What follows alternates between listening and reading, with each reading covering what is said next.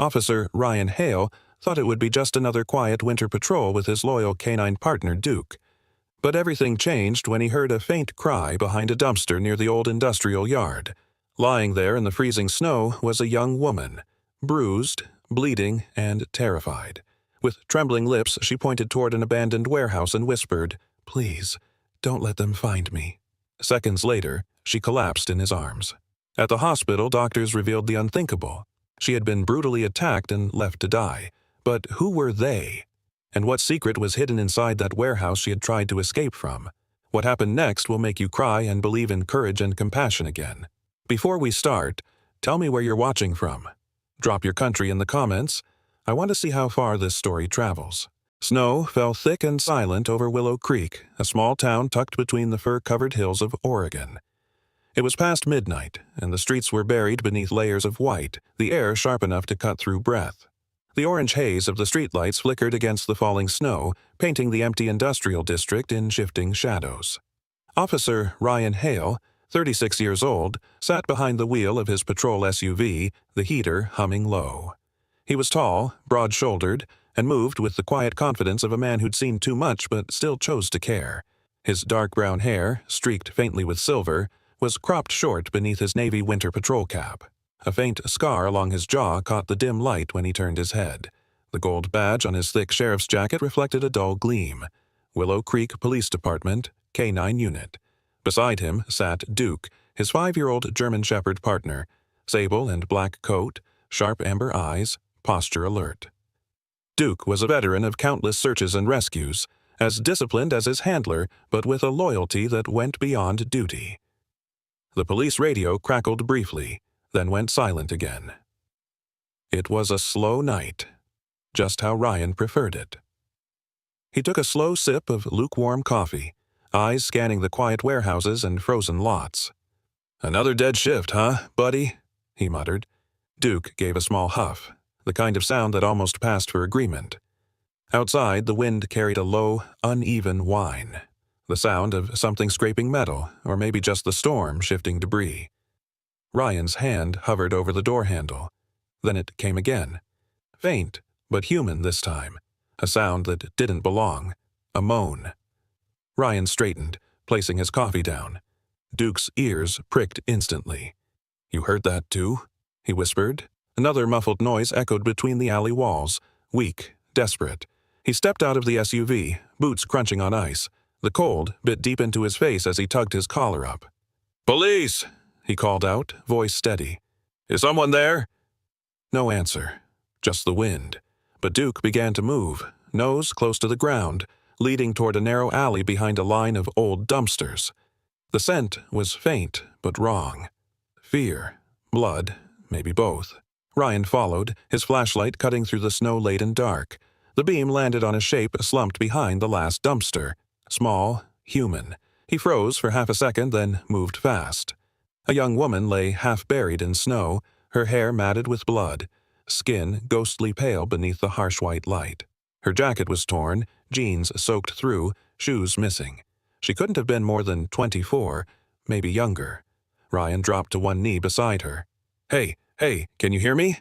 Her eyelids fluttered. Her voice was barely a whisper. "Please," she breathed, lips trembling. "Don't let them find me." Then her head fell sideways, breath shallow, and her body went limp. Ryan's pulse jumped. He checked for a pulse, faint, but there. "Hang on, you're gonna be okay." He pressed the radio button on his shoulder. "Dispatch, this is Unit 14. I've got a female victim, early 20s, unconscious, severe trauma. Location, Birch Industrial Yard, Sector 6. Request immediate medical response." "Copy that, Unit 14, came the static reply.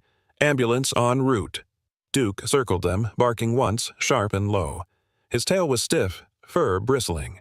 The dog sensed something in the dark. Ryan looked up, scanning the far end of the alley. A faint movement, maybe a shadow slipping between the buildings. He squinted, but the snow thickened, erasing everything. He clicked his flashlight off and listened. Only the storm answered back. "Easy, boy," Ryan murmured, placing a gloved hand on Duke's neck. "We've got her." He shrugged out of his patrol jacket, wrapped it carefully around the girl's trembling body. Her breathing rasped weakly against the cold fabric. He noticed bruises up her neck, a cut along her lip, dirt beneath her fingernails. She had fought hard to survive. Within minutes, red and blue lights glowed faintly through the falling snow. The ambulance screeched to a halt nearby, tires skidding on ice. 2 paramedics jumped out. One of them, Evan Morales, a man in his 40s with dark skin and calm eyes, shouted over the wind, "What do we got?" "Female victim, beaten and possibly assaulted," Ryan said, voice clipped but urgent. "She's hypothermic, pulse weak but steady." Evan nodded and motioned to his partner, a younger woman named Jess and Gwen, to prepare the stretcher. "We'll take it from here." Ryan helped them lift the girl carefully, steadying the stretcher as Duke paced anxiously beside him. When they loaded her into the back of the ambulance, she stirred faintly again. A small, broken sound. Ryan leaned closer. "You're safe now," he said quietly. "No one's going to hurt you anymore." Her lips moved as if to answer, but no words came out. As the ambulance doors shut, Ryan stood in the snow, catching his breath. His uniform was soaked, fingers numb, but adrenaline kept him warm. Duke nudged his hand, as if asking what came next. Ryan glanced once more down the dark alley. There, half buried under the dumpster, something glinted under the flashlight beam. A torn piece of cloth, smeared with what looked like dried blood. He picked it up with his penknife and slipped it into an evidence bag. "We'll come back for answers," he muttered. He opened the SUV's passenger door. "Let's follow them in, Duke." The shepherd leaped inside without hesitation, shaking off the snow. As Ryan started the engine, his gaze lingered in the rearview mirror, the alley fading into white, the shape of that dumpster vanishing under the snow. Something about the way she'd said, "Don't let them find me," wouldn't leave his head. Whoever they were still out there. Watching. The patrol lights flashed to life, cutting through the storm. The SUV turned toward Willow Creek General Hospital, siren low but steady, echoing through the sleeping town as snow continued to fall like silent ash. Tonight, Ryan Hale had no idea he had just stepped into a case that would unravel the peace of the entire town and change 3 lives forever. The storm had quieted by the time Officer Ryan Hale reached Willow Creek General Hospital, but the night still carried that bone-deep chill that settled in long after the snow stopped falling. The ambulance's red lights flickered across the frosted windows as nurses rushed the unconscious young woman inside. Ryan followed close, his heavy boots leaving wet prints across the linoleum floor, Duke padding silently beside him. The hospital was dimly lit at this hour. Rows of flickering fluorescent lights, the hum of ventilation, and the faint antiseptic tang of alcohol and steel. The staff moved with quiet urgency. Behind the front desk stood Nurse Carla Jenkins, mid-40s, African-American, hair tied in a tight bun, with the calm authority of someone who'd seen every kind of emergency imaginable. She gave Ryan a nod as he handed over his badge and report. "She was found behind the Birch Industrial dumpsters," he said, his voice steady but low. "Severe trauma. Possible assault. She's still unconscious." Carla's eyes softened as she read the brief report. "We'll take good care of her, officer. Dr. Rowe is on call tonight." Dr. Emily Rowe, 30, pale-skinned with auburn hair tied loosely, appeared moments later wearing a navy scrub jacket and tired eyes that hinted at too many night shifts. A former trauma doctor from Portland, she had moved to Willow Creek 2 years ago for a quieter life that never quite stayed quiet. She greeted Ryan with a firm handshake. "You again," she said softly. "Last time you brought in a burn victim from the factory fire." "Yeah," Ryan replied. "Seems I'm cursed with bad timing." She offered a brief, sympathetic smile before following the gurney down the hall. Ryan watched through the small window of the emergency room door as Dr. Rowe and her team worked quickly. IV lines, oxygen, vitals. Duke sat by Ryan's feet, ears alert but calm, trained to wait. Half an hour passed before Emily stepped out, pulling her gloves off. "Her name's Haley Grant," she said, reading from the ID card found in the girl's torn bag. 24, malnourished, multiple contusions, probable sexual assault. She's dehydrated and hypothermic. She needs rest and time. Ryan nodded, jaw tight. "Will she make it?" Emily hesitated, then said, "Physically, yes, but the damage isn't just physical." Ryan leaned against the wall, arms crossed. The sound of Duke's quiet breathing was the only steady rhythm in the corridor. Hours crept by. It was close to 3 a.m. when Ryan found himself still seated outside Haley's room, his jacket folded on his lap, Duke lying across his boots. The hallway was silent except for the occasional squeak of nurses' shoes and the distant hum of a vending machine. Dr. Rowe returned, carrying 2 paper cups of coffee. "You planning to spend the night here, officer?" she asked, offering him one. "Just making sure she's safe," he said. "You said she might have been attacked by more than one person." Emily nodded. "The injuries are consistent with that, and from the dirt under her nails, she fought back." She studied him a moment. "You've been here since the ambulance arrived. When's the last time you took a break?" Ryan shrugged, his gaze fixed on the window. "I've had worse nights." Emily looked as though she wanted to say more, but didn't. Instead, she patted Duke on the head. "He's loyal. Most men would have gone home by now." "He's better company than most," Ryan replied with a faint smile. Then Duke lifted his head, ears snapping forward. A low growl rumbled from his chest. Ryan instantly straightened, scanning the corridor. Nothing. Just the pale blue light reflecting off the glass. Emily frowned. "What is it?" "Someone's here," Ryan murmured. Duke's nose twitched, tail stiff. The dog's gaze fixed on the window at the far end of the hall, where snow clung to the panes. For a brief second, Ryan thought he saw movement. A dark silhouette outside, motionless against the falling snow. He rose quietly, motioning for Emily to stay back. The shadow shifted, then disappeared around the corner. Ryan moved fast, pulling his radio. "Unit 14. Possible suspicious individual outside the ER entrance. Request camera access." Static crackled, then dispatch answered. "Copy that, 14. Security's pulling footage." Ryan pushed through the doors into the freezing air. The snow had stopped, leaving a thin crust of ice on the pavement. His breath steamed in the dark as he scanned the lot. No footprints near the window, only tire tracks fading into the slush.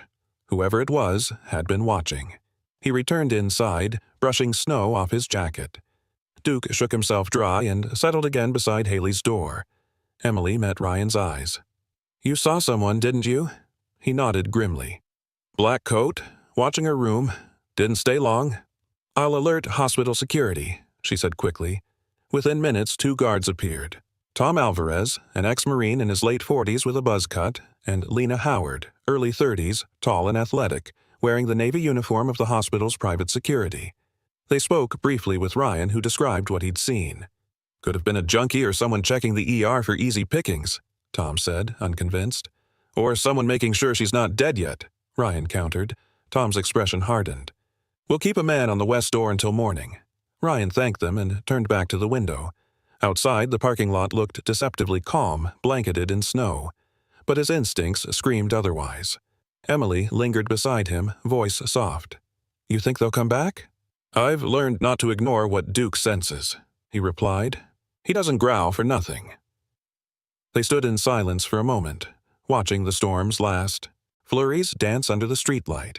Then, Emily said, almost hesitantly, "You remind me of someone who's still carrying ghosts." Ryan gave her a sideways glance but said nothing. She continued, "My husband was in the Army. He used to get that same look, half here, half somewhere else." Ryan's throat tightened. "He didn't make it back, did he?" Emily shook her head gently. "No, but people like you, people who keep showing up, it matters." She offered a faint smile, then excused herself to check on Haley. As the hours slipped toward dawn, Ryan remained in his chair. The fluorescent lights flickered above him, and the snow outside began to glow faintly pink with the coming sunrise. He leaned forward, elbows on his knees, exhaustion pressing heavy on his shoulders. Duke rested his head on Ryan's lap, eyes half closed but still alert. When Emily returned, she said quietly, "She's stable for now, but whoever did this, they wanted her gone." Ryan nodded slowly. "Then we'll make sure they don't finish the job." He stood, adjusting his jacket, and walked once more to the window. The dark outline of the industrial yard loomed faintly in the distance beyond the hospital lights, silent, waiting. Whatever haunted that warehouse hadn't ended with Haley's escape, it had just begun. The morning light crept slowly into Willow Creek General Hospital, filtering through blinds and settling into the quiet corners of the recovery ward. Snow still clung to the window edges, melting in uneven lines that trickled down the glass. The hallway was calm now, the chaos of the night replaced by the low hum of medical monitors and the faint scent of disinfectant. Officer Ryan Hale hadn't left his chair. His eyes were tired, the stubble on his jaw darker under the fluorescent light. He sat near the window, arms crossed, Duke lying by his boots, head resting on his paws. Ryan's radio was silent. Sheriff Denton's orders clear. Stay put until the girl wakes up. Inside the hospital room, the young woman they now knew as Haley Grant lay motionless beneath a thin white blanket. Her face was pale, framed by strands of chestnut hair that had escaped the bandage near her temple. The IV line dripped steadily beside her bed, the soft beeping of her heart monitor a fragile proof of life. At 8:27 a.m., her eyelashes fluttered. Ryan leaned forward. Duke raised his head, ears twitching. Haley's eyes opened to the dim morning light, confused at first, then sharp with terror as memory returned like a violent flash. She gasped and jerked upright, her voice breaking into a hoarse cry. Ryan was beside her in seconds. Hey, easy," he said gently, keeping his hands visible. "You're safe. You're in the hospital." Her breathing came fast and shallow. The machines beeped louder, warning of the sudden spike in her heart rate. Ryan turned slightly, signaling to Duke. The German shepherd stood, padded closer, and rested his chin on the edge of her bed. His calm eyes and slow breathing seemed to anchor the panic. Haley's gaze met his, wary at first, then softening as she hesitated and reached out a trembling hand to touch his fur. "Good boy," she whispered weakly. Duke didn't move, only blinked, as if understanding the weight of that fragile trust. The door opened quietly, and Dr. Emily Rowe entered, still in her scrubs, holding a clipboard and a cup of water. "Morning," she said softly, offering the cup to Haley. "You gave us quite a scare last night." Haley's voice was barely audible. "Where am I?" "Willow Creek General. You were found by Officer Hale here." Emily's tone carried warmth but also caution. "You're safe now, but we need to ask you a few questions, just to understand what happened." Ryan nodded toward the corner of the room, where another woman entered. Laura Becker, late 30s, a licensed social worker assigned to trauma cases. She had kind eyes, a worn cardigan over her floral blouse, and carried a leather folder full of forms. "Hi, Haley. My name's Laura," she said with a reassuring smile. "I'm here to make sure everything's done by the book and that you're comfortable talking." Haley's grip tightened on the blanket. "Do I have to?" Laura sat beside her bed, keeping her tone gentle. "Only what you want to share. But if you remember anything that could help us catch whoever did this, it might protect others too." Ryan stayed silent for a moment, letting Laura take the lead. He didn't want to push. Victims often spoke when they felt least pressured. Haley's eyes flicked between the three of them, then to Duke again. Finally, she nodded faintly. "I was working," she began, voice trembling. "I do deliveries for an app. I get orders, food, packages, groceries sometimes. That night, there was one order that looked normal. 2 meals, paid in advance. Delivery address said East Yard Warehouse." Emily frowned slightly. "That's the industrial area." Haley nodded. "I thought it was late, but the app said bonus pay. When I got there, it looked abandoned. No lights, just one truck outside. I almost turned around, but then I heard someone call from inside. A man's voice. Said he'd left his wallet.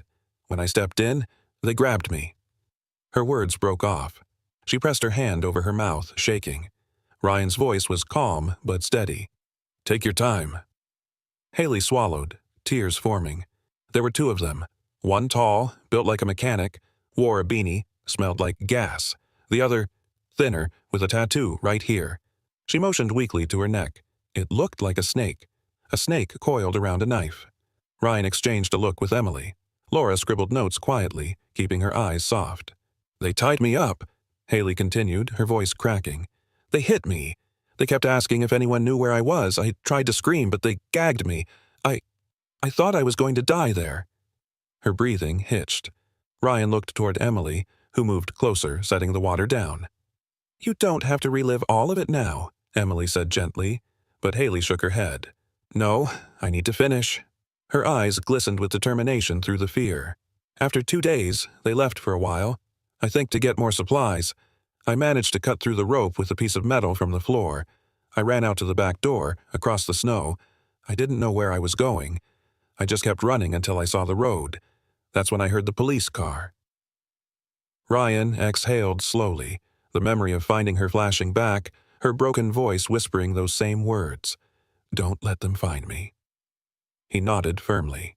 "You did the right thing. You survived." Haley wiped her face, trembling. Are they coming back for me?" Ryan crouched slightly so their eyes met, Not while I'm around, he said quietly. You're under police protection now. We're already working on identifying them. At his words, Duke rested his head gently on the blanket near her hand. Haley let out a shaky breath and stroked his fur again, fingers sinking into the warmth. Laura stood, adjusting her folder. I'll handle the paperwork and make sure we have a counselor ready for when you feel up to it, she said softly. You're not alone in this, Haley. After she left, Emily checked Haley's vitals once more, then turned to Ryan. She needs rest, but she's strong, she said under her breath. And you? Her eyes softened. You look like you haven't slept in days. Not until I know she's safe, Ryan replied. When Emily left the room, the silence stretched between the officer and the girl. Outside, the snow had stopped entirely. Sunlight caught the frozen fields beyond the hospital, reflecting in shards of light. Haley turned her head toward Ryan. Why are you doing this? He hesitated. Because I've seen what happens when people look away. I'm not doing that again. Haley didn't ask what he meant, but something in her expression softened. A small flicker of trust, the first she'd allowed since her nightmare began. As the monitors beeped quietly and Duke dozed on the floor, the tension in the room slowly faded. Ryan adjusted his holster and looked toward the frosted window. Somewhere beyond that horizon was the warehouse she'd described. And two men who thought they'd gotten away. They hadn't. The following morning dawned clear and bitter, the snow along the roads of Willow Creek melting into slush under a gray sun. The sky had the dull color of steel, and the air smelled faintly of thawing pine and salt from the trucks clearing the highway. Officer Ryan Hale had barely slept. The images of Haley's trembling hands and the terror in her voice still played in his mind like a broken tape. But today, there was no room for emotion, only procedure. In the briefing room of the Willow Creek Police Department, Ryan stood before the whiteboard covered in photographs, hand-drawn maps, and printed coordinates of the industrial yard. Sheriff Paul Denton, a broad man in his early 50s with a graying beard and the calm voice of experience, leaned against the desk with a steaming mug of coffee. "You're sure this is our place?" he asked. Ryan nodded, pointing to a photo. Haley mentioned two men, one with a snake tattoo. "We've got recent reports of drug activity in the East Yard sector. It fits. I'm requesting a search warrant for the old Weston storage warehouse. It's been abandoned for 5 years, but the power meter still shows activity." Sheriff Denton rubbed his chin. "All right, I'll get the judge to sign off. You take Duke and secure the perimeter first. I'll send backup once the warrant clears." By 10 a.m., Ryan and Duke were back on Birch Lane, the same desolate road where it had all begun. The air had a damp stillness to it, like the calm before something ugly surfaced. Ryan parked near the rusted gates of the industrial yard. Duke jumped down, paws landing with a soft crunch on the wet gravel. The German shepherd's tail stiffened. He recognized the scent. The warehouse loomed ahead, an enormous metal structure scarred by time and graffiti. The broken windows reflected shards of light like shattered mirrors. Ryan strapped on his tactical vest, clipped his radio to his shoulder, and checked his flashlight. "Let's make this clean, boy," he murmured. They entered through a side door that hung crookedly on its hinges. A smell hit him first. Damp concrete, rust, and something fouler beneath it. Duke moved silently, nose low, weaving through piles of debris. Sunlight streamed through holes in the roof, creating sharp beams of light that cut through the shadows. Ryan raised his camera and began documenting the scene. Each footprint, each smear of dried blood. Near the center of the floor, Duke stopped. His ears perked and a low growl rumbled from his chest. Ryan followed his gaze. A coil of frayed rope lay half buried in sawdust, the fibers stained dark. He crouched beside it, photographing and labeling it before carefully sealing it in an evidence bag. A few feet away, something metallic glinted near an overturned chair. It was a torn bracelet chain, the kind that might have once held a name tag. He picked it up with gloved fingers and bagged it too. Then Duke barked sharply, moving, toward a set of crates near the back wall. Ryan's flashlight caught a smear of something brown-red across the floorboards, fresh enough that it hadn't yet fully dried. His pulse quickened. He took a cotton swab and sealed the sample. Among the crates lay a crumpled silver foil wrapper, faint traces of white powder inside. "Bingo," Ryan muttered. "Cocaine or meth cut." He carefully folded it into a sterile evidence pouch. He stood, scanning the room again. It wasn't just a place of violence, it was a base of operations. Along the back wall stood a makeshift table, bottles, burner stoves, and stacks of unlabeled boxes. He photographed everything, noting serial numbers for the forensics team. The echo of his footsteps filled the silence, except for Duke's steady breathing. But then, another sound, faint, metallic, the creak of a door hinge deeper inside. Ryan froze. Duke growled softly, eyes locked toward the far corridor. "Who's there?" Ryan called, hand on his holster. Only silence answered. He moved cautiously, gun drawn, Duke following close. The narrow passage smelled of oil and rot. At the far end, the door leading to a storage office was half open. He nudged it with his boot. The hinges moaned in protest. Inside, papers were scattered everywhere, old receipts and what looked like coded notes scribbled on torn envelopes. On the desk sat a single photograph under a cracked glass frame. Two men in work clothes standing by a pickup truck, one of them showing the faint outline of a snake tattoo curling up his neck. Ryan's breath caught. He snapped a photo for records and slid the picture into a bag. Just as he was about to turn away, Duke barked sharply again. One short, commanding sound. Ryan followed the dog's gaze to a corner behind a filing cabinet. A cell phone. He picked it up carefully. The screen was cracked, battery low, but the call log showed a string of recent outgoing calls to a number saved only as B. Ryan photographed it and slipped it into his vest pocket. This was something for the tech team later. Outside, the wind began to pick up again, whistling through the broken window panes. The snowmelt dripped steadily, echoing like a slow clock. Ryan stood still for a moment, letting the silence settle. Duke nudged his hand, sensing the tension. "All right, partner," Ryan murmured. "Let's wrap it up." They exited the warehouse as the sun broke briefly through the clouds, reflecting off puddles of melting snow. Ryan sealed the door with yellow police line. Do not cross tape before heading back to his vehicle. At the station, the evidence table soon filled with labeled bags. Rope, foil, bracelet, blood swabs, cell phone, photo. Sheriff Denton reviewed each piece carefully. "Looks like more than an assault case," he said grimly. "That warehouse was active, at least until recently." Ryan leaned on the counter. "It's a hideout, possibly linked to the distribution line we've been tracking from Portland. The girl's assault might have been meant to silence her. Maybe she saw something she shouldn't have." Denton nodded slowly. "We'll send everything to the state lab. I'll contact the narcotics division in Salem. Good work, Hale." As Ryan turned to leave, he hesitated by the door. "Sheriff," he said quietly, "if they were keeping her there, someone else might have been too. That place felt lived in." Denton's expression hardened. "Then let's hope the evidence tells us before someone else disappears." Outside the station, the air was sharper, and the sun was already beginning to fade behind the ridge. Ryan crouched beside Duke near the patrol car, scratching the dog's ear. "You did good today," he said softly. Duke wagged his tail, eyes bright. As they drove away, the outline of the abandoned warehouse loomed in Ryan's rearview mirror, its dark shape melting into the twilight. Inside those walls lay more than blood and powder. There were answers waiting, and Ryan intended to uncover them all. By dawn, a pale fog rolled across Willow Creek, blurring the forested edges of town and coating every roof in a thin crust of frost. The snow from the last storm had hardened overnight, crunching beneath the boots of anyone daring enough to be outside. Officer Ryan Hale was already at the precinct, his coffee half finished, his attention fixed on the monitor in front of him. Rows of traffic camera footage from the industrial sector flickered one after another, replaying the night Haley Grant was attacked. It was tedious work, slow, silent, and heavy, but Ryan was used to it. Every pixel mattered. Every flicker of light could be a trail. Beside his desk, Duke lay curled on the floor, head resting on his paws, occasionally lifting his ears when the sound of tires or distant radio chatter broke the quiet. Ryan scrubbed through the footage again. Then, at timestamp 02:14 a.m., something caught his eye. A gray pickup truck turning off Birch Lane onto East Yard Road. Headlights flickered briefly as it passed the old warehouse gate.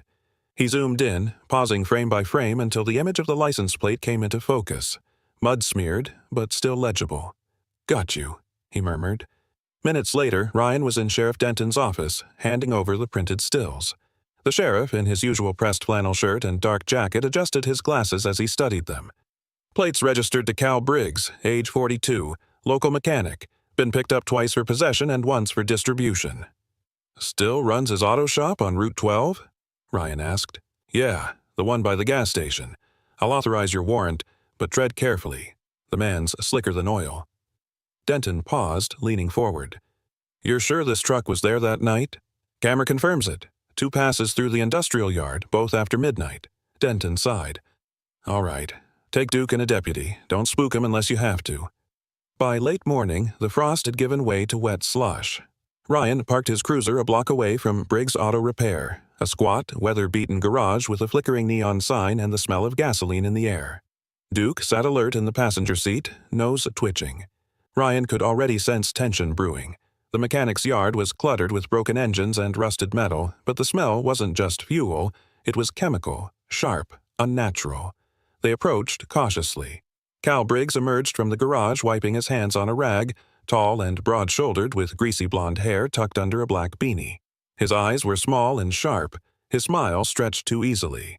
He wore a faded denim jacket over a mechanic's uniform, his fingernails black with oil.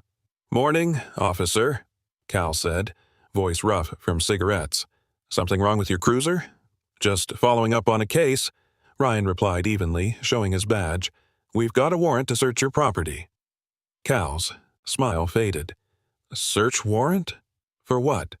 "Routine investigation," Ryan said simply, handing him the paper. Cal's jaw flexed. "Fine. Do what you need to." But his eyes darted toward the rear lot. A flicker Ryan didn't miss. Ryan signaled to Deputy Mark Lyle, a 30-year-old officer with sandy hair and a cautious demeanor, to cover the side entrance. Mark was local-born, the son of a retired ranger, and wore the same worn brown jacket he'd had since academy days.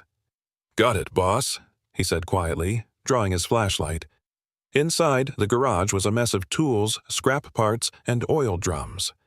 Duke sniffed along the floor, weaving between crates and tires. He stopped suddenly near a workbench, barking once, a sharp, precise sound. Ryan knelt beside him. Under the bench, barely visible beneath a tarp, was a torn piece of gray canvas, smeared faintly with reddish-brown stains. He used tweezers to bag it. "Cal," Ryan called out, "you mind explaining what this is?" The mechanic folded his arms. "Rag from a job. We fix cars here, remember?" Ryan glanced at him. "Sure. And the blood?" Cal's smirk faltered. "You can test whatever you want, officer. I've got nothing to hide." Duke began to bark again, this time moving toward a back corner stacked with old tires. Ryan followed, prying one aside to reveal a small, cracked container. Inside was a thin plastic bag dusted with white residue. Ryan sealed it quickly. "You said you've got nothing to hide. Want to explain the narcotics, too?" Cal's voice rose. "That's not mine. Customers leave junk here all the time." Ryan ignored him and signaled for Deputy Lyle to continue sweeping the property. Outside, the deputy's radio crackled. "Sir, you'll want to see this." Behind the garage, near the fence, a pair of boot prints led across the soft slush toward the tree line.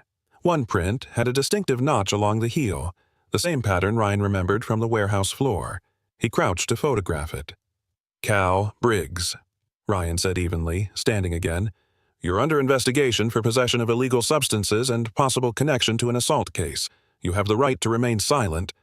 Cal's face went pale. "You think I did something to that girl? I don't hurt nobody." Ryan met his eyes. "Then you won't mind a full lab test on the blood we just found?" As Cal cursed under his breath, Ryan secured the evidence bags and returned to his cruiser. Duke jumped into the back seat, panting lightly, his tail tapping against the seat. Ryan patted his head. "Good work, partner." Back at the station, the samples were logged and sent to the state forensics lab in Salem.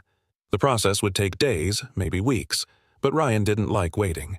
He spread out the photos: boot prints, fabric, residue, license plate. It all pointed to something bigger, something organized. That evening, Dr. Emily Rowe arrived at the hospital with a soft knock on Haley's door. She had changed into civilian clothes, a wool coat over a gray sweater, her red hair pulled back in a loose braid. The exhaustion on her face was hidden beneath a kind smile. Haley sat propped against the pillows, a blanket around her shoulders. Her expression was fragile, but calmer than before. "You came back?" she said quietly. "Of course," Emily replied, setting a small paper cup of tea on the nightstand. "You're not alone in this, Haley. You survived something no one should ever have to face." Haley stared at her hands. "I still see them sometimes, in my sleep." "That's normal," Emily said. "It's part of trauma, But therapy can help, slowly, with patience. I know a good counselor who works with survivors. If you want, I can sit with you during your first session. Haley hesitated, then nodded faintly. Okay. Emily smiled. That's a good start. Outside, the sky had darkened again, the day fading into another cold night. In his office, Ryan filed the day's report, signing his initials at the bottom before closing the folder marked Case 2147, Haley Grant Assault. Duke rested beside the desk, his eyes half closed, but when a snowplow rumbled past outside, he lifted his head again, alert as ever. Ryan leaned back in his chair, rubbing the tension from his neck. Every lead, every detail was building a picture that told him Cal Briggs wasn't working alone. Somewhere in the shadows, someone else was still moving the pieces. For now, though, all he could do was wait for the lab results, trust his instincts, and keep the girl safe. The night settled heavy over Willow Creek, draped in fog that blurred the distant glow of streetlights into pale halos. The snow had stopped, but the air remained sharp and cold enough to sting the lungs. Inside his SUV, Officer Ryan Hale sat with the engine idling low, his eyes fixed on the narrow strip of road that led to the Red Pine Bar, a dim, neon-lit place on the outskirts of town. The bar was infamous among locals for cheap beer, late-night brawls, and the kind of company that kept its secrets buried under cigarette smoke. Beside him, Duke, his German Shepherd partner, watched the street through the windshield, ears twitching with every passing sound. The dog's calm but focused presence was a comfort, a steady pulse of loyalty in a night thick with tension. Ryan took a sip from the thermos on the dashboard. The coffee had long gone cold. Earlier that day, a new lead had landed in his lap from an unlikely source. Tommy Ward, a homeless man who drifted between alleys near the freight yard. Tommy was in his late 50s, wiry and thin, his face carved with deep lines from years of cold nights and bad luck. His gray beard was tangled, his jacket a patchwork of frayed denim and duct tape. Ryan had found him near a fire barrel that morning, warming his hands over the flickering flame. Tommy had nodded when Ryan showed him the sketch of the tattoo Haley described, a coiled snake wrapped around a knife. Yeah, Tommy rasped, his voice cracked from whiskey and wind. Seen that one. Belongs to a guy named Vince Tucker. Mean son of a bitch. Runs errands for a dealer who used to move weight out of the warehouse district. He's been drinking at Red Pine every night this week. Ryan had handed him a few bills, more gratitude than bribe. If you see him again, don't approach. Just call the station. Now, hours later, Ryan's gut told him Tommy was right. He adjusted his jacket, pulled the zipper up to his neck, and reached over to pat Duke's head. Stay sharp, boy. The Red Pine Bar's neon sign buzzed faintly, a dying red glow that read, Open till midnight. Through the fogged glass windows, Ryan could see a few silhouettes hunched over tables. A country song hummed from an old jukebox, muffled by walls thick with cigarette stains. Ryan pushed open the door. Warm air, heavy with alcohol and sweat, hit him like a wave. He scanned the room. A bartender polishing glasses, 2 men playing pool, and a woman in a denim jacket smoking by the jukebox. Then he saw him. Vince Tucker, 38, average build, but with the coiled strength of someone used to fighting. His short brown hair was greasy under a black cap, and a thick black tattoo crept up the side of his neck, the unmistakable head of a serpent with its fangs bared. He sat in the far corner nursing a beer, his eyes darting around with the twitchy wariness of a man always expecting trouble. Ryan took a stool near the bar, ordered a water, and kept his gaze steady but casual. The bartender, a woman in her 40s named Cora Hill, wore a red flannel shirt rolled at the sleeves and spoke with a drawl that had weathered years behind the counter. "Haven't seen you before," she said. "Just passing through," Ryan replied, flashing a faint smile. "Quiet night?" Cora snorted softly. Quiet enough till he came in, her chin tilted toward Vince. "You look like a cop. Don't start nothing here." Ryan didn't answer. Vince had stood up, tossing a few bills on the table, heading toward the back exit. Ryan slid off his stool, his hand brushing against the badge hidden under his jacket. He moved quietly through the smoky air, following Vince as he stepped out into the cold. Outside, the alley behind Red Pine was narrow and slick with half-frozen mud. The back door banged shut, and the sound of footsteps echoed down the passage. Ryan followed, signaling Duke with a low whistle. The shepherd padded along beside him, silent as shadow. When Vince turned at the end of the alley, he spotted Ryan immediately. "You a cop?" he barked, voice slurred but sharp. Ryan kept his tone calm. "Vince Tucker, Willow Creek PD. I need to ask you a few questions." "About what?" Vince sneered, stepping backward. His hand twitched near his jacket pocket. "About a young woman named Haley Grant," Ryan said evenly. "You were seen near the warehouse the night she was attacked." Vince laughed, a harsh sound. "You got nothing on me, man." "Maybe not yet." That was when Vince lunged, pulling a knife from his pocket, the blade flashing in the alley light. Ryan barely had time to react before Duke sprang forward, his growl erupting into a full bark. The German shepherd launched himself, knocking Vince backward into the snow. The knife clattered to the ground. "Duke, hold!" Ryan commanded, rushing forward. The dog pinned Vince's arm, teeth bared just enough to keep him still but not harm him further. Ryan cuffed the man quickly, breath misting in the cold air. "You're making a mistake," Vince spat. "You think I'm scared of you?" Ryan stood, retrieving the knife and bagging it. "No, but you should be." As he hauled Vince to his feet, something slipped from the man's pocket. A black leather glove, smeared faintly with dried blood. Ryan's pulse jumped. "What's this?" he asked. Vince's eyes flicked away. "Old work glove. Means nothing." "Sure it does," Ryan muttered, pocketing it in an evidence bag. Back at the station, Ryan processed Vince for questioning. Sheriff Denton stood nearby, arms crossed. "You got probable cause?" he asked quietly. Ryan nodded, setting the evidence bag on the table. "Glove's got blood on it. We'll match it to the samples from the warehouse." Denton studied Vince through the one-way glass. "You think he's the one?" "He fits the description, the tattoo matches, and he panicked. The second, I mentioned Haley's name. If he didn't attack her, he knows who did." The sheriff exhaled. "Let's see what the lab says." 2 days later, the call came from the state crime lab in Salem. The technician's voice was crisp. "The DNA on the glove and the blood at the warehouse match. Your suspect's name is Vince Tucker." Ryan closed his eyes briefly. "That's all I needed." That evening, he stopped by the hospital. Through the window of Haley's room, he watched her sitting upright for the first time, a soft blanket around her shoulders. Dr. Emily Rowe stood nearby, smiling gently as they spoke about her therapy schedule. Haley looked stronger, still fragile, but the fear had begun to loosen its hold. Ryan didn't go in. He didn't want to intrude. He simply watched for a moment, then turned away. Duke stood beside him, tail swaying lightly. "Looks like we got him," Ryan murmured. Duke tilted his head as if understanding. For the first time in weeks, Ryan allowed himself to breathe. But, even as relief settled in, a thought crept back into his mind. Something Haley had said. There were two of them. If Vince Tucker was one, the other was still out there.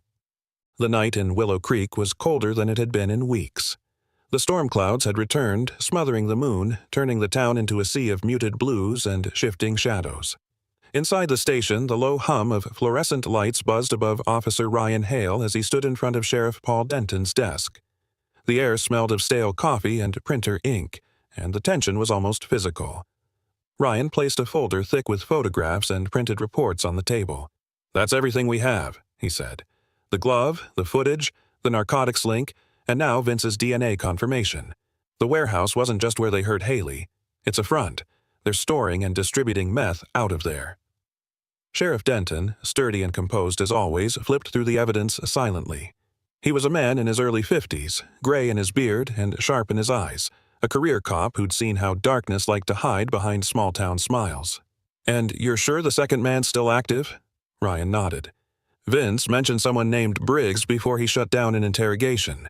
We already have Cal Briggs tied to the truck, but this confirms the connection. He's been running the supply line." Denton leaned back in his chair, exhaling through his nose. "All right, we'll do it tonight. I'll call in the SWAT unit from Salem. No risks, no warnings." Ryan's gaze flicked toward Duke, who sat obediently by the office door, tail motionless. "We'll need Duke to lead. There's a hidden passage under that warehouse. If they're storing product, it's there." "Then we end it tonight," Denton said, standing. "Gear up." By 10 p.m., the convoy rolled through the industrial district, headlights off, snow swirling in faint spirals beneath the streetlights. The SWAT team, 5 men dressed in black tactical gear and Kevlar, fanned out across the perimeter. Their leader, Captain Harris Boyd, a broad-shouldered man with a shaved head and years of military service behind him, gave a curt nod to Ryan. "We go silent until we breach," he said in a low tone. Ryan checked his Glock, then tightened the strap on Duke's harness. "Stay close, boy." Duke's eyes glinted under the dim light, his breath puffing small clouds in the freezing air.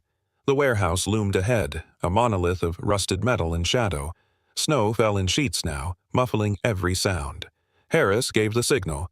2 fingers pointed forward, and the team moved in. One man, Officer Trent Walters, late 20s, lanky but quick, carried the breaching ram. At Harris's nod, Trent swung it forward. The lock shattered. They entered in formation. The first thing that hit them was the smell. Gasoline, gun oil, and the faint chemical tang of narcotics. Ryan's flashlight swept over rows of crates, some labeled cleaning supplies, others unmarked. Duke tugged at his leash, nose to the floor, growling low. "He's got something," Ryan whispered. They followed Duke toward the center of the warehouse where a stack of pallets had been moved recently. Ryan crouched, brushing aside debris. And there it was, a metal hatch half hidden under splintered wood and dust. "Found your hole," he muttered. With Harris's go-ahead, they pried it open. A cold draft rose from below, carrying the damp stench of mold and chemicals. The stairway descended into a basement lined with the cinder-block walls. Down there, under the dim bulb light, were dozens of sealed containers, weapons, bags of crystalline powder, and a small camera setup pointing toward a stained mattress in the corner. Ryan's throat tightened. "They filmed it," he said quietly. Harris's face hardened. "Bag everything. We're getting the victims' families some answers." As the team spread out to catalog evidence, Duke froze suddenly, head snapping toward the stairwell. A deep growl rumbled from his chest. Ryan looked up sharply, then heard it. Footsteps on the metal above, slow but deliberate. "Someone's here," Ryan hissed. The next second, the lights cut out. The basement was plunged into pitch black. "Night vision!" Harris barked. The SWAT helmets flicked to green, but Ryan had only his flashlight. He raised it, just in time to see a silhouette at the top of the stairs. A man's voice, rough and familiar, echoed down. "You should have stayed out of this, cop." It was Vince Tucker. Ryan's blood ran cold. "He's supposed to be in custody!" Then came the hiss of liquid, and the smell hit him a moment later. Gasoline. "Move!" Ryan shouted. Vince tossed the can down the steps and lit a match. The world exploded into light. Flames raced along the floor, eating through the spill, leaping toward the crates. Chaos broke out. Harris yelled for the team to evacuate. Ryan grabbed Duke's harness, dragging him back toward the stairway. Smoke filled the air, thick and acrid. He could see Vince above, retreating toward the exit, the fire painting his face in orange. Ryan raised his gun. "Drop it, Tucker!" Vince spun, firing wildly with a pistol. Bullets pinged off metal. Ryan returned fire, aiming low. A warning shot that struck the railing inches from Vince's leg. "You're surrounded!" he shouted. Duke lunged forward before Ryan could stop him, racing through the smoke. He hit Vince hard, teeth locking onto his arm. The pistol clattered to the ground. Vince screamed, struggling, kicking, until Ryan reached them. He yanked Duke back and cuffed the man as flames licked the walls around them. "Got you," Ryan growled. Vince sneered through the pain. "You think this ends with me? You've got no idea what's coming. Save it for the DA," Ryan snapped, dragging him toward the door. The fire roared louder, and the ceiling began to groan under the heat. Harris's voice echoed from outside. "Hale, get out now!" Ryan scooped Duke into his arms and ran. Behind him, the explosion ripped through the lower floor, sending a burst of hot air that nearly knocked him off his feet. He hit the snow outside, just as the warehouse roof collapsed inward. For a moment, everything was silent except for the sound of crackling fire and Ryan's labored breaths. Duke whimpered softly but was otherwise unharmed, his fur singed near the collar. Sheriff Denton's vehicle screeched to a stop nearby. He stepped out, eyes wide.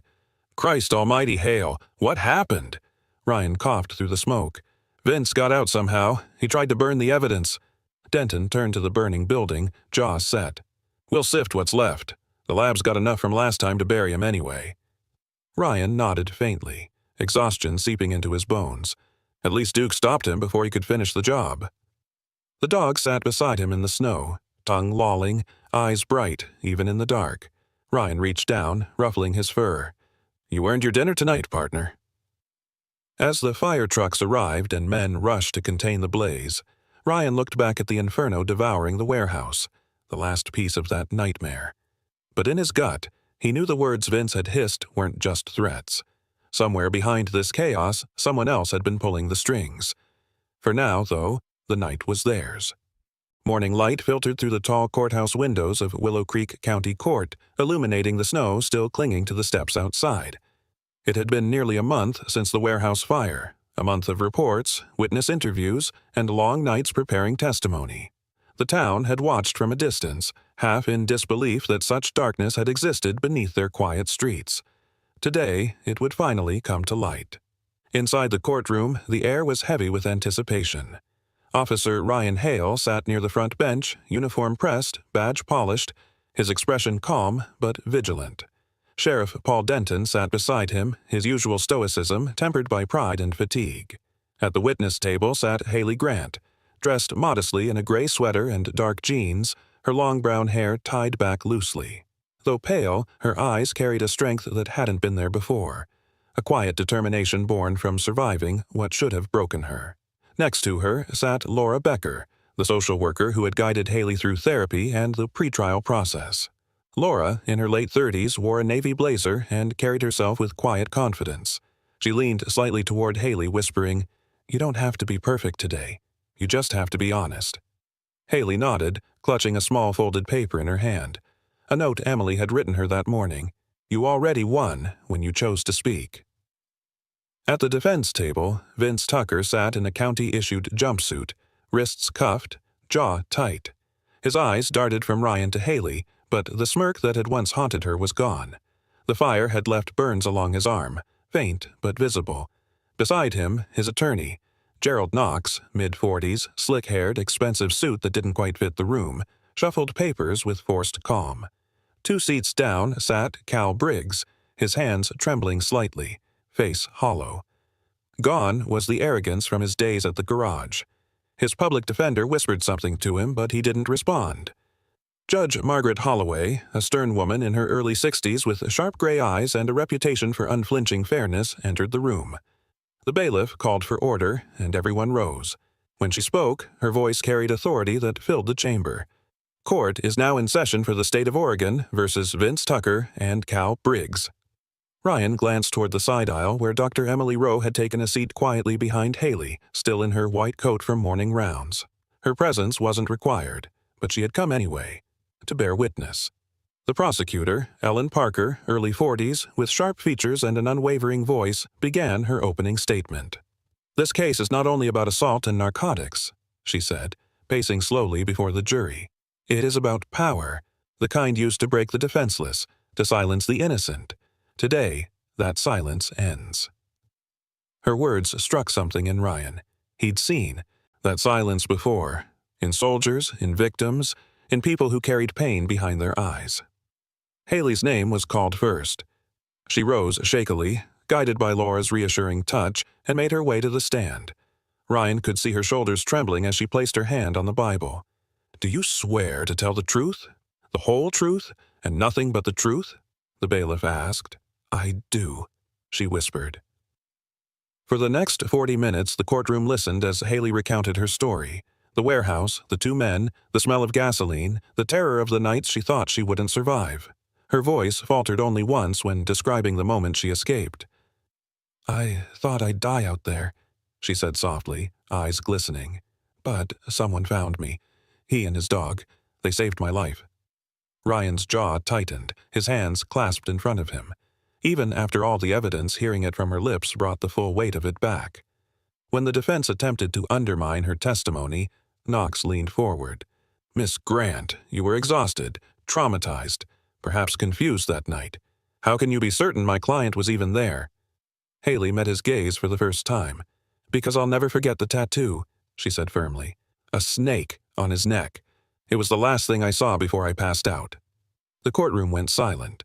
The prosecutor called the next witnesses. Ryan himself, who detailed the investigation. Tommy Ward, the homeless man whose tip had led them to Vince, and the state lab analyst confirming the DNA match from the blood-stained glove. Each piece of testimony built the chain tighter. Tommy shuffled nervously as he took the stand, his old coat patched and worn, hair flattened under a knit cap. "I seen him, all right," he said, pointing toward Vince. He was bragging at Red Pine, saying the cops had nothing. Guess he was wrong. A few people chuckled quietly before the judge silenced the room. Finally, Ellen Parker played the recovered camera footage, the grainy images from the basement of the warehouse. The jury winced. Ryan turned his eyes away. The faces of the two men were unmistakable. When the prosecution rested, the defense barely had a fight left. Knox stood, straightening his tie. "Your Honor, my client was under the influence. He claims no recollection of—" "Sit down, Mr. Knox," Judge Holloway interrupted sharply. The deliberation was brief. When the jury returned, the foreman, a middle-aged woman in a wool coat, rose and read the verdicts. For the defendant, Vince Tucker, guilty on all counts: kidnapping, aggravated assault, sexual assault, and possession with intent to distribute. Sentence: life imprisonment without parole. The sound of the gavel echoed like thunder. Vince's head dropped, and for the first time he didn't speak. For the defendant, Cal Briggs, guilty on charges of aiding and abetting and narcotic trafficking. Sentence: 25 years in state prison. Haley's eyes closed, tears slipping down her cheeks. Laura reached over to hold her hand. Emily exhaled softly from her seat. Ryan felt something shift inside. Not triumph, but release. Justice wasn't victory. It was peace hard won. After the courtroom emptied, Sheriff Denton approached him, offering a firm handshake. "You did good, Ryan," he said quietly. "You just saved a lot of people who'll never even know your name." Ryan glanced toward the hallway where Haley was walking out between Laura and Emily, Duke trotting faithfully beside them, his tail wagging gently. Haley stopped at the door and looked back at Ryan. For a long moment, no words were needed. The snow had started to fall again outside, soft and quiet, blanketing the town that was finally beginning to heal. Spring came late to Willow Creek, as if winter refused to loosen its hold. Snow still lingered along the rooftops and under the pines, though the sun had begun to stretch longer over the hills. The town had changed since the trial, quieter, lighter somehow. The whispers that once haunted the streets had faded into the background hum of small-town life. But for Officer Ryan Hale, some echoes took longer to silence. He stood near the chain-link fence of the Willow Creek Animal Rescue Center, hands tucked into the pockets of his Navy patrol jacket, breath forming pale clouds in the brisk air. Inside the yard, Haley Grant knelt beside a litter of puppies, laughing softly as one tugged at her shoelaces. She looked different now, stronger, steadier. Her brown hair caught the sunlight as she leaned forward, her voice calm and gentle. Duke sat beside Ryan, tail sweeping against the gravel as he watched Haley work. The rescue center had become their shared refuge, a place for animals healing from neglect and, in a way, for people doing the same. After the trial, Haley had moved into a small studio apartment near the edge of town, supported by the social program Laura Becker had arranged. For weeks, she barely left home. Then one morning, she showed up at the rescue center, asking if she could help. The director, Martha Keene, a sturdy woman in her 50s with curly gray hair and a perpetual scent of hay and coffee, had smiled and handed her a broom. "We can always use one more kind soul around here," she'd said. Now, months later, Haley had become part of the place, feeding, grooming, walking the dogs with quiet dedication. When the staff learned she had been the survivor from the winter case everyone whispered about, no one treated her differently. Martha simply told the others, "Don't look at her story. Look at what she's doing now." Ryan visited often, officially under the pretext of checking in on Duke's canine retraining sessions, but in truth, it was the laughter, rare and unguarded, that kept drawing him back. That afternoon, Dr. Emily Rowe arrived at the center, still wearing her hospital ID badge over a knitted scarf. She smiled as she spotted Ryan by the fence. "You realize most officers don't hang around here unless they've got a ticketed dog," she teased. Ryan gave a half smile. "Guess I'm not most officers." Emily stepped beside him, her boots crunching on the gravel. "You've been coming here a lot." "Duke likes the company," he said, but his tone betrayed the truth. Duke wasn't the only one finding peace here. Emily crossed her arms, watching Haley stroke one of the dogs. "She's doing better. The therapy sessions are helping, but this place has done more for her than I could. You gave her a reason to trust people again." Ryan shook his head. "She did that herself." Emily turned to him, her expression soft. "You've carried this case heavier than most. You did everything you could, Ryan. Maybe it's time to let it rest." He didn't answer immediately. His eyes drifted toward the horizon where the mountains met the clouds. The same path he used to patrol alone before all this began. "Some nights," he said finally, "I still hear the echoes. The sirens, the gunshots, her voice asking for help. It's hard to let go when you've built your life on not turning away." Emily smiled faintly. "Then maybe letting go isn't forgetting. Maybe it's remembering without hurting." She placed a gentle hand on his arm before heading back to her car, leaving him with the faint scent of lavender and hospital soap lingering in the cold air.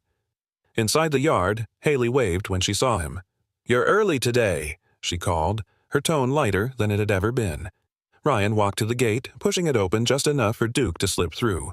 The dog bounded across the yard toward Haley, who crouched down to greet him. "Hey, Duke," she laughed, rubbing behind his ears. "Still, the hero, huh?" Ryan leaned on the fence post, watching. "He's got a thing for people who need saving," he said quietly. Haley glanced up at him, her smile softening. "Maybe he learned that from you." They spent the next hour walking the dogs along the trail that curved behind the rescue center. The air smelled of wet pine and melting snow. Haley talked about small things, how Martha had trusted her to handle the new litter, how one of the rescued German shepherds reminded her of Duke. "You know," she said, "when I first came here I thought I'd never walk alone again. Every sound at night felt like footsteps behind me. Every stranger felt like a threat." Ryan nodded slowly. "And now?" Haley stopped walking. Snowflakes began to fall, soft and weightless. She turned to face him, her breath fogging in the cold. "Now I'm not afraid of the snow anymore," she said, "because I know someone would walk through it to find me if I ever got lost again." Ryan's chest tightened. The words were simple, but they carried something that neither of them could name. Gratitude, trust, something deeper. He managed a small smile. "Then I'd say you're healing just fine." They reached the small bridge overlooking the frozen creek. Duke padded between them, shaking the snow from his fur. The world was quiet except for the gentle rush of meltwater beneath the ice. Haley leaned on the railing. "You ever think about leaving all this behind? The uniform, the cases, the danger?" "Sometimes," Ryan admitted. "But then I remember why I started. To help people who can't help themselves." He paused, looking down at the creek. "You remind me that it's still worth it." Haley looked at him for a long moment, her eyes soft. "And you remind me that not everyone walks away." The snow thickened, settling on their shoulders like a blessing. Duke nudged Haley's hand, and she laughed quietly, slipping him a small treat from her pocket. Ryan watched the two of them, the survivor and the dog who refused to stop protecting her. For the first time in a long while, the weight he carried didn't feel unbearable. Maybe Emily was right. Maybe healing wasn't about erasing the past, but learning to live beside it.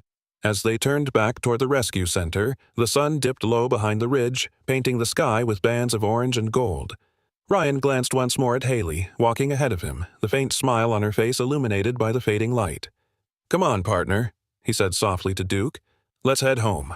The dog barked once as if in agreement. The snow continued to fall, gentle, forgiving, endless, over Willow Creek, a town that had finally begun to breathe again. 1 year later, the snow returned to Willow Creek, not as a force of fear, but as a soft blanket of peace. The town square, once quiet and forgotten, now stood alive with people gathered beneath a newly unveiled monument. A polished granite obelisk etched with the words, "Courage and Compassion." Around its base, fresh wreaths of pine and white lilies lay in tribute to every life saved, every wound healed, and every moment when light had triumphed over darkness. The morning sun broke through the winter clouds for the first time in days, turning the falling snow into tiny sparks of gold. The courthouse bell chimed 10 times, its echo rolling through the valley. Officer Ryan Hale stood near the edge of the crowd, his dark navy uniform crisp beneath his heavy winter coat. Beside him sat Duke, his faithful German shepherd, fur flecked with snow, tail resting gently on the frozen ground. It had been a long year, one filled with slow recoveries and quiet reckonings. The warehouse ruins had been cleared, the criminal network dismantled piece by piece. Ryan had returned to patrol work but carried himself differently now, no longer with the silent burden of guilt but with the calm of a man who had faced his ghosts and walked through them. Near the stage stood Haley Grant, now 25, dressed in a light gray coat and soft wool scarf. The chill didn't seem to bother her. Her hair, longer now, moved gently in the wind. She stood before the microphone, a single folded paper in her gloved hands. Behind her sat Dr. Emily Rowe, wearing a charcoal dress and a red overcoat, smiling quietly as she watched her former patient prepare to speak. The mayor of Willow Creek, Samuel Whitaker, a stout man in his early 60s with a kind but commanding voice, stepped forward first. He wore a dark fedora and a neatly pressed suit, the old-fashioned style that spoke of small-town dignity. "This memorial," he began, "is not only for those who fought crime, but for those who fought despair. It reminds us that courage is not the absence of fear, but the choice to keep walking through it, together." He turned toward Haley and nodded gently. "Miss Grant, you have something to share with us today." Haley stepped forward, her boots crunching on the snow-dusted platform. The crowd hushed. Even the wind seemed to still for her. She took a steady breath.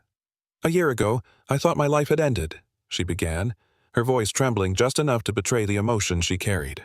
"I lived in fear, in silence, believing the world was nothing but cruelty and shadows. But then, something happened."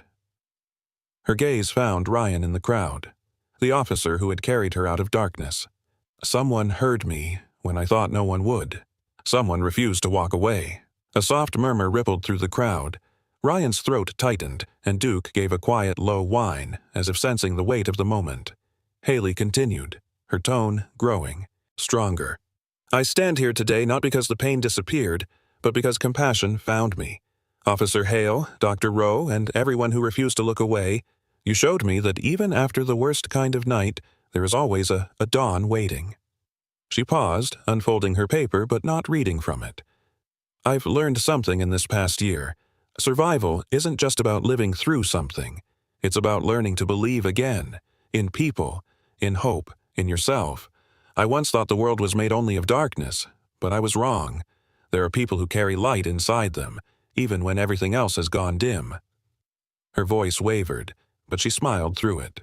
"Today, I dedicate this memorial to everyone who chose kindness when it was easier to turn away, to every hand that reached out, every heart that stayed, every voice that said, 'You're not alone,' because that's what saved me." Applause swelled through the crowd, not loud or chaotic, but steady and heartfelt. Emily wiped a tear discreetly. The mayor stepped forward again, shaking Haley's hand. When the crowd began to disperse, Haley descended the stage steps, where Ryan and Duke waited quietly. The sunlight hit the three of them, turning the snow around their boots into a shimmer of light. "You did well," Ryan said softly. Haley smiled, her breath visible in the cold air. "I was terrified." "Everyone is," Ryan replied. "It's what you do with it that matters." Haley reached down to stroke Duke's head. "Hey, hero," she whispered, her voice fond. "Still keeping everyone safe?" Duke wagged his tail and gave a soft bark, his breath puffing into the air like smoke. Emily joined them then, her scarf fluttering in the breeze. "You know," she said lightly, "for a man who claims he doesn't like public events, you seem to attend a lot of them." Ryan chuckled. "I go where Duke goes." Haley smiled at that. "And Duke goes where people need him." The three stood together for a while, watching as children began to play in the square, their laughter echoing off the buildings. The statue gleamed under the sunlight, the engraved words, courage and compassion, catching the light just so. Haley looked up at the clear sky. "You know," she said softly, "I used to hate winter. It reminded me of everything I lost. But now, when I see the snow, I think about the night I was found, about how cold it was and how warm it felt when someone finally stopped." Ryan nodded slowly, his eyes meeting hers. "Maybe winter's not about the cold," he said. "Maybe it's about who walks through it with you." The wind carried the faint chime of the church bell from down the street. Emily smiled quietly, stepping back to give them space. Ryan looked out over the square. The people, the snow, the light breaking through. The darkness that had hung over Willow Creek for so long had finally lifted. Haley turned to him, her expression serene. "Thank you," she said. "For what? For not giving up on me? Or on yourself?" He hesitated, then gave a small nod. "Guess we both found our way back." Duke barked once, loud and joyful, as if to punctuate the thought. The sound drew laughter from nearby children, who ran over to pet him. Haley knelt to help one of them reach his fur, her face bright with laughter that carried across the snow. Ryan stood a few feet away, watching, not with sorrow anymore, but with quiet pride. Emily joined him once more, hands tucked into her coat. "She's come a long way," she said softly. "So have you," Emily added, smiling. "Don't forget that part." Ryan looked toward the horizon, where the first rays of sunlight reflected off the white hills. "Maybe," he said, "but this town, this place, it's what really healed." Emily followed his gaze. "Or maybe it's the people who finally remembered how to care." As they stood there, Duke returned to Ryan's side, tail wagging, fur brushed by the breeze. The air was cold, but there was warmth everywhere, in the laughter, in the light, in the peace that finally settled over Willow Creek. Above them, the clouds parted fully, and the first true sunlight of the year broke through, spilling across the square like a promise renewed. Haley turned toward it, eyes closed, letting the warmth touch her face. "I once lived in darkness," she had said, "but now I know. Light doesn't just return. Sometimes we become it."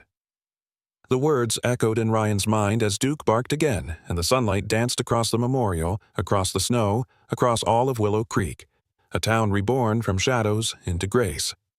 In the end, the story of Ryan, Haley, and Duke reminds us that sometimes miracles don't come as thunder or fire. They come quietly, on four paws and with loyal eyes that refuse to turn away. Duke was not just a canine, he was a vessel of grace, a reminder that even in humanity's darkest hours, God can send light through the heart of an animal. When Ryan found Haley, it wasn't only his duty as an officer. It was divine timing. God placed Duke there, not by chance, but by purpose. Through the courage of a man and the compassion of a dog, a lost soul found faith again. And through their journey, the whole town of Willow Creek learned that goodness still walks among us, sometimes on two legs, sometimes on four. Every day, we pass people who are silently crying for help. Every day, we have a choice, to ignore the pain or to be someone's light. You don't need to be a hero to change a life. Sometimes, all you need to do is stop, listen, and care, just like Ryan did that snowy night. If this story touched your heart, share it with someone who needs hope today. Leave a comment and tell us how faith, kindness, or even a loyal pet has changed your life. Write Amen in the comments to bless everyone who watches this story, and may God protect you and your loved ones wherever you are. Let us keep believing that miracles still happen, through courage, compassion, and the quiet guidance of His hand. May God bless you all.